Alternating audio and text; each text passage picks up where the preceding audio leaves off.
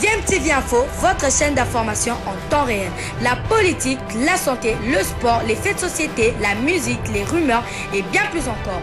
Vous découvrirez cela dans notre chaîne DMTV Info.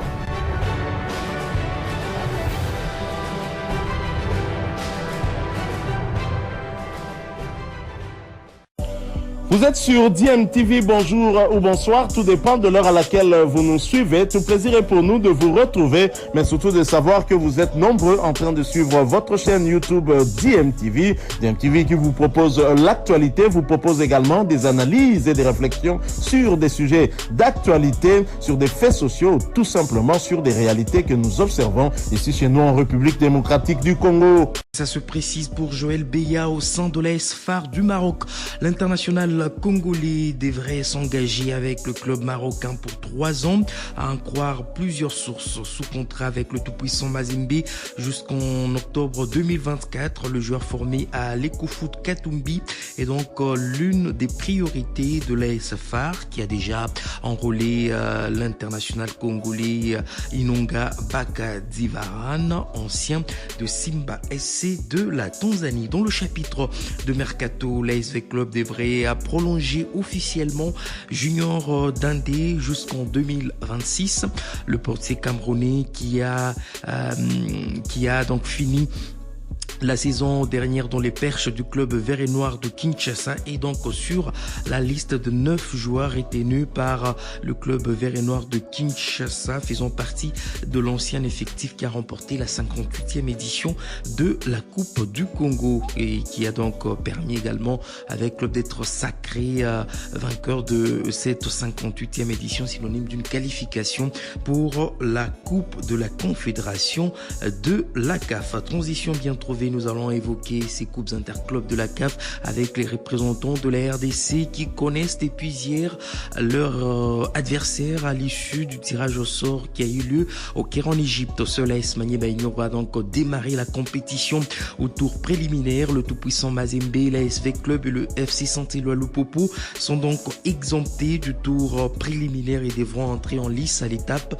des 16e des finales. Nous allons commencer en Ligue de Champions avec l'AS Maniema qui jouera Platinum Stars du Zimbabwe, qui a donc remporté son tout premier titre de champion en 2023, en championnat bien sûr, et en cas de qualification, les unionistes devront croiser Petro Atlético d'Angola, et ce n'est pas du tout un tirage clément, estime Papi Kimoto, coach de cette formation de Kindu, qui va maintenant préparer cette double confrontation en fonction de l'adversaire qui est en face. Nous allons l'écouter. Là, on peut se préparer en conséquence par rapport à l'adversaire. Mais parler de tirage clément, je ne pense pas. Le football africain a déjà vraiment tellement progressé. Il faut vraiment se préparer en conséquence parce que ça va être facile. Tout comme nous et tout le monde veut passer au second tour. Maintenant, on a suffisamment de temps pour bien préparer ce match avec beaucoup de séries. Nous, on a repris le service il y a de cela 12e jour aujourd'hui. On a élaboré un programme de 45 jours pour bien se préparer au maximum, être prêt pour essayer de faire un bon match en aller-retour contre cette équipe-là. On va prendre des informations concernant cette équipe-là pour se préparer au mieux pour ce match-là. Le football zimbabwéen se rapproche avec le football sud-africain. Ils sont dans les mêmes zones, donc le football britannique. Donc il faut s'attendre à beaucoup de duels là-dessus déjà, comme on vit. Et voilà, mais on va quand même rentrer en contact avec les gens qui les connaissent bien. Nous, on va se préparer là-dessus. On va accentuer notre préparation aussi par rapport à l'adversaire. C'est un football direct et dur. Donc il ne faut pas se louper beaucoup dans le duel. Donc il faut être présent dans le duel. Et ça, c'est l'idée déjà. Et après, on a le temps de se préparer bien et quand on aura des renseignements sur cette équipe-là de Platinum.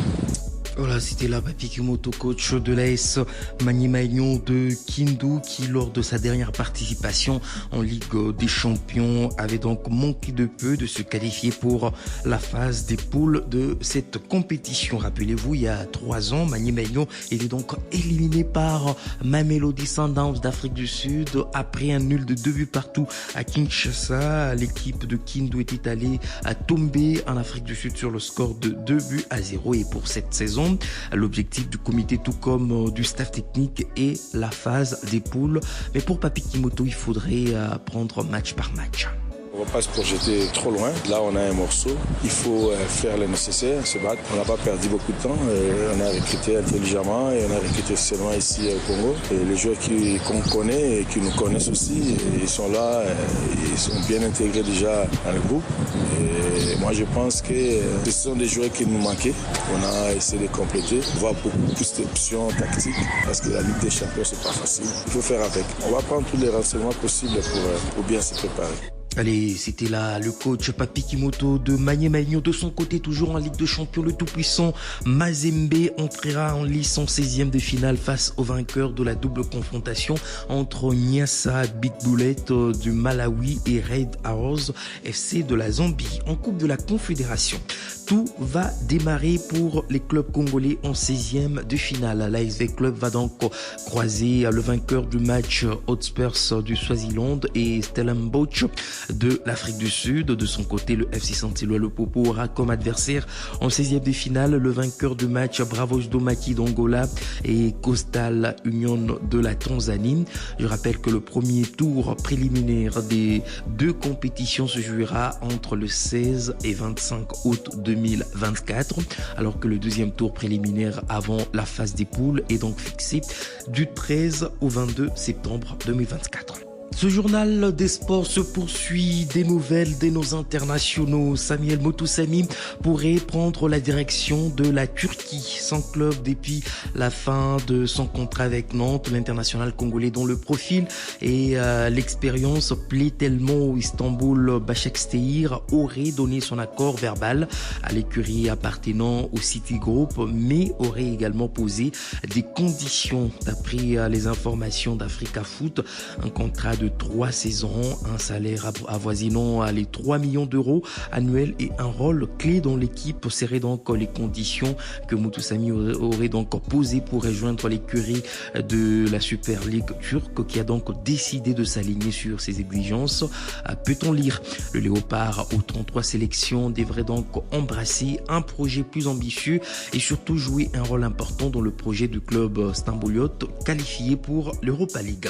Lui ne devra pas bouger, mais il pense déjà à la pré-carrière. Dieu merci, Ndongala va donc disputer le tour préliminaire la saison prochaine avec l'Hapoel Nicosie qui a donc remporté la dernière édition du championnat chypriote. Dieu merci, Ndongala, c'est 33 ans et après 33 ans, il compte toujours rester sur la pelouse peut-être pour 3 ou 4 saisons. C'est ce qu'il a dit au micro Top Congo de Thierry Kambondi. C'est la suite et fin de cet entretien qu'il avait eu tout récemment en Belgique.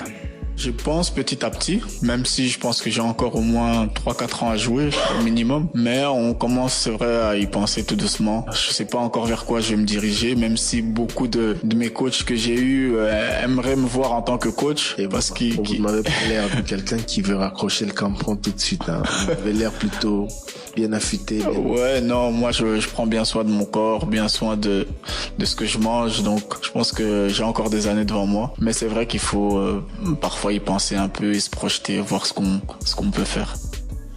Voilà, c'était là, Dieu merci, Ndongala, international congolais, champion de Chypre avec l'Hapoel Nicosie. Vous avez donc suivi, après cette belle saison, il va donc jouer le tour préliminaire avec la formation d'Hapoel Nicosie lors de la saison sportive 2023-2024. En 35 matchs, il a inscrit 8 buts pour 9 passes décisives, ce qui lui a permis d'être le meilleur passeur de cette formation qu'il avait donc rejoint en 2024 après deux passages en Belgique et Turquie. Je rappelle qu'en sélection, c'est depuis 2019 qu'il a donc joué son dernier match avec les Léopards de la République démocratique du Congo.